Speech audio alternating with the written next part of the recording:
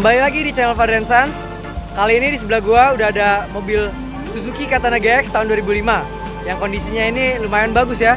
Semuanya masih original dan ya memang ada beberapa PR, namun kondisi secara overall menurut gua bagus. Yuk langsung kita cek aja.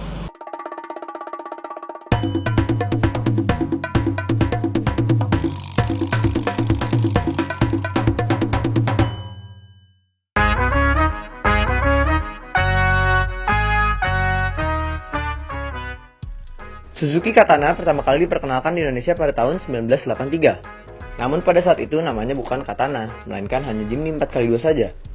Bahkan banyak yang menyebutnya dengan sebutan Jimny Banshee. Nama Katana sendiri pertama kali diperkenalkan di Jepang pada tahun 1986. Suzuki Katana facelift pertama kali pada tahun 1989. Lampunya berubah menjadi kotak dan disebut dengan Katana Blitz. Kemudian facelift lagi pada tahun 1993. Sejak facelift pertama pada tahun 1989, Suzuki mulai memperkenalkan varian DX dan GX. Namun untuk varian DX berhenti diproduksi pada tahun 1993. Dan untuk yang GX terus diproduksi hingga 2006. Kali ini kita kedatangan versi yang GX-nya yang tahun 2005. Ada berbagai perbedaan antara varian GX dan DX. Namun yang utamanya, GX sudah dilengkapi power steering, sedangkan DX belum. Bangku belakang GX menghadap ke depan, sedangkan yang DX masih berhadap-hadapan. Salah satu hal yang paling gue suka dari eksterior mobil ini semuanya besi. Kalau diketok kayak seng dah. Model yang ini merupakan model terakhir sampai tahun 2007. Lampu depannya bulat, terus bumpernya juga besi semua nih. Lampu sennya ada di bumper. Selain itu juga di fender kanan kiri juga ada lampu sen lagi. Suzuki Katana ini menggunakan mesin 1000 cc yang legendaris. Dengan kode mesin F10A, 4 silinder, SOAC, dan masih menggunakan karburator, belum mengenal injeksi.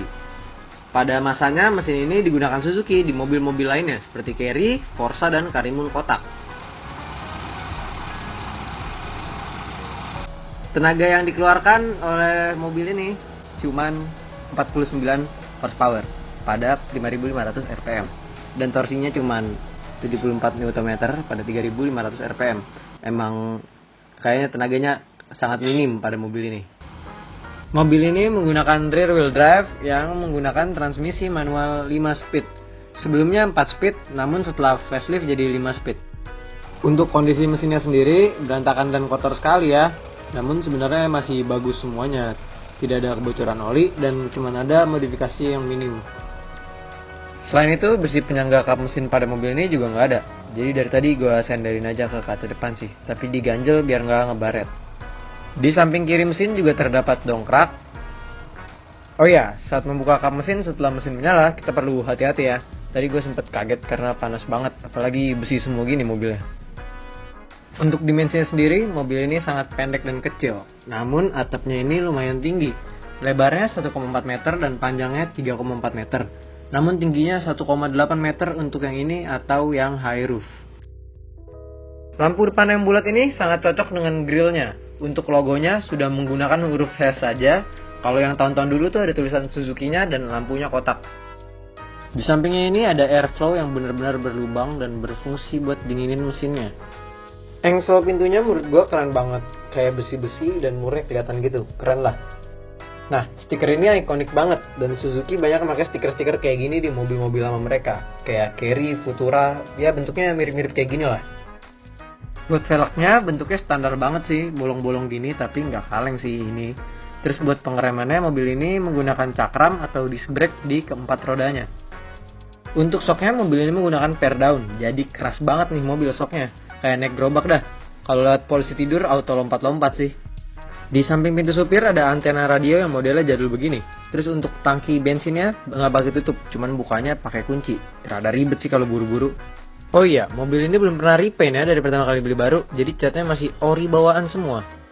Di belakangnya seharusnya ada ban serep, tapi dicopot sama pemilik sebelumnya. Katanya biar nggak bikin pintu belakangnya turun. Di sini ada dudukannya yang ada karet-karetnya juga biar nggak ngerusak si bodi. Habis itu langsung aja kita masuk ke dalam mobilnya. Sekarang kita sudah berada di dalam mobil Katana GX tahun 2005 ini. Mobil ini memang sangat jauh dari kata nyaman ya. Fiturnya sangat minim, posisi duduknya tidak nyaman, dan koplingnya pun juga kurang enak sih, maksudnya rada tinggi. Tapi nggak tahu kenapa mobil ini ya tetap bagus dan enak aja gitu di bawahnya, sangat fun to drive menurut gue ya. Kita langsung aja cek gimana sih kondisi kabin dalam mobil ini. Yuk. Yang pertama, kondisi setir mobil ini masih bagus banget, tapi posisi setirnya nggak bisa diapa-apain, jadi ya pasrah aja. Dashboard tengahnya ada aksen-aksen wood panel gitu, padahal cuma setir tempelan aja sih, ini aslinya mah plastik.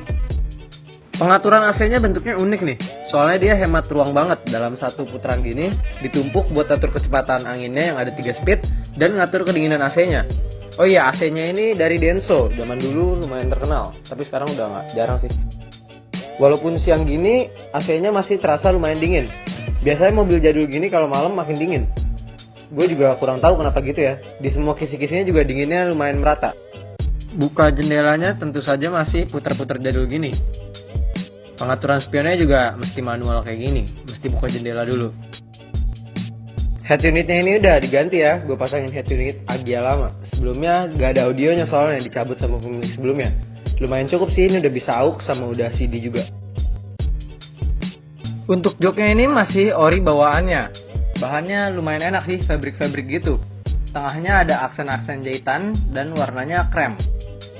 Dan aksen jahitan ini sama kayak yang ada di door trimnya. Nah, ini diplastikin nih biar nggak gampang kotor. Dashboard mobil ini semuanya masih hard plastik. Gak ada yang soft touch sama sekali. Ini juga di tengahnya kayak yang tadi gue bilang. Ada ala-ala wood panel doang, aslinya mah plastik. Indikator-indikatornya juga masih simple banget. Cuman ada kecepatan yang maksimalnya cuman 140, terus RPM, bensin, sama temperatur mesin. Di bagian penumpang depan ada laci penyimpanan dan ada rak kecil juga. Laci penyimpanannya kecil sih, cuman bisa nyimpan buku-buku kecil gitu, tapi yang unik ada tuas bukaan kap mesin di sini. Lumayan unik. Seatbelt mobil ini belum bisa otomatis ketarik ke seatbelt umumnya, jadi mesti diatur manual. Ribet banget sih. Ada satu lampu kabin yang lucu di samping atas kanan supir. Terus kunci pintunya juga masih jadul gini, belum central lock, jadi kunci masing-masing. Spion depannya manual dan ada sun visor doang yang standar banget sih ini. Nah sekarang langsung aja kita ke belakangnya, luas nggak sih? Ayo kita cek bareng-bareng. Sekarang gue udah di kursi penumpang belakang Katana GX 2005 ini. Sebenarnya kalau secara ruang, menurut gue di sini sih cukup nyaman ya, tapi hanya untuk 2 orang, nggak bisa 3 orang. Cukup nyaman sebenarnya, terus leg space-nya juga masih luas, atasnya juga jauh ya. Tapi ya karena sok belakangnya yang kurang enak, jadi nanti kalau misalkan udah mulai berjalan mobil ini bakalan goyang-goyang di belakang, lompat-lompat. Tapi kita coba cek aja ya, kayak gimana sih kondisi di bangku belakang Suzuki Jimny Katana tahun 2005 GX ini. Headroom di mobil ini lega banget ke atasnya, soalnya emang high roof. Tapi ke belakangnya agak mepet, jadi kalau ngebut mendadak atau goyang bisa kejedot-jedot nih, lumayan sakit. Mengejutkannya, leg space pada mobil ini lumayan lega ya ternyata, tapi posisi duduknya agak aneh, karena ada batasan yang naik kayak gini nih, jadi mesti agak jauh naruh kakinya. Di pinggir-pinggirnya ada pola jahitan kayak di door trim depan yang bikin ada variasi lah, jadi nggak boring-boring amat gitu. Terus di jendela belakang ini dibukanya modelnya kayak gini nih. Jadi inget kayak dulu berangkat sekolah naik angkot, pasti nyarinya pojokan yang dapat jendela ginian. Kalau duduk di belakang, karena atapnya tinggi, sama posisi duduknya yang lumayan tinggi, kita jadi berasa kayak tinggi banget gitu, kayak naik mobil-mobil gede. Sekarang langsung aja yuk kita coba jalan-jalan, let's go. Karena mesinnya masih cukup halus, sebenarnya mobil ini nyaman ya untuk digunakan. Namun sayangnya saja nih koplingnya setelannya terlalu tinggi menurut saya. Jadi agak pegel kalau misalkan macet pastinya. Ya tapi plus minus itu tergantung selera. Ya mesinnya masih halus ini mobil. Walaupun shocknya keras banget ini. Bener-bener keras ya, orang-orang lompat-lompat yang dalam mobil.